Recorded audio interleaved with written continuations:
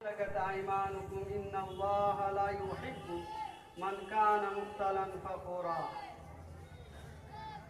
بسم الله الرحمن الرحيم أرأيت الذي يكذب بالدين فذلك الذي يدعو اليتيم ولا يحض على طعام المسكين উপস্থিত সম্মানিত শিক্ষক মহাশয় ও আমার সামনে ছোট বড় ভাই সকল,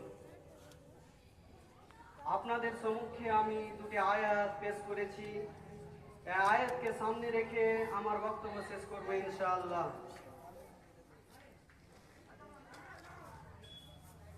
আমার বক্তব্যের বিষয় ইয়াতিম ও প্রতিবেশী।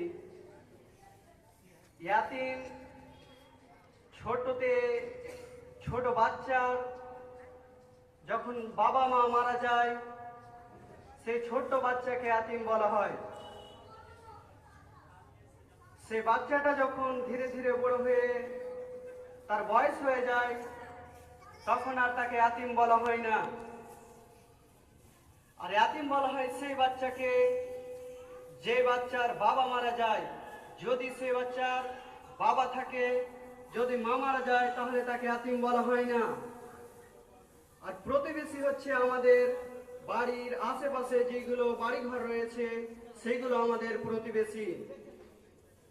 হাদিসের মধ্যে এসেছে আমাদের প্রতিবেশী হচ্ছে এক এক করে 40 ঘর পর্যন্ত, যত দূর যাবে 40 ঘর সেইগুলো আমাদের প্রতিবেশী হচ্ছে। এই প্রতিবেশীদের সম্পর্কে কুরআন ও আয়াত আমি পাঠ করেছি আপনাদের সম্মুখে। সেই কুরআনের আয়াতকে সামনে রেখে আমার বক্তব্য শেষ করব।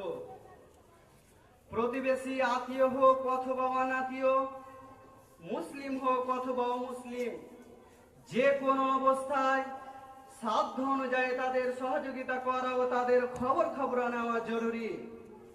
যারা প্রতিবেশীকে কষ্ট দেয়, যারা প্রতিবেশীকে ভালোবাসে না, তারা জান্নাতে যাবে না। এদের ব্যাপারে রাসূল সাল্লাল্লাহু আলাইহি ওয়াসাল্লাম কসম করে বলেছেন, যে সব কারণে মানুষ জান্নাতে যাবে না প্রতিবেশীকে কষ্ট প্রদানকারী তার অন্যতম। এই সম্পর্কে মহান আল্লাহ রাব্বুল আলামিন সূরা আন-নিসা 36 নম্বর আয়াতের মধ্যে বলেন, ওয়া'বুদুল্লাহ ওয়া লা তুশরিকু বিহি শাইয়্যান ওয়া বিল ওয়ালিদাইনি ইহসানা ওয়া বিদিল কুরবা ওয়াল ইয়াতামা ওয়াল মাসাকিন ওয়া জারি দিল কুরবা ওয়াল জারিল জুনুব ওয়া সাহিবি বিল জানবি ওয়া বিনিস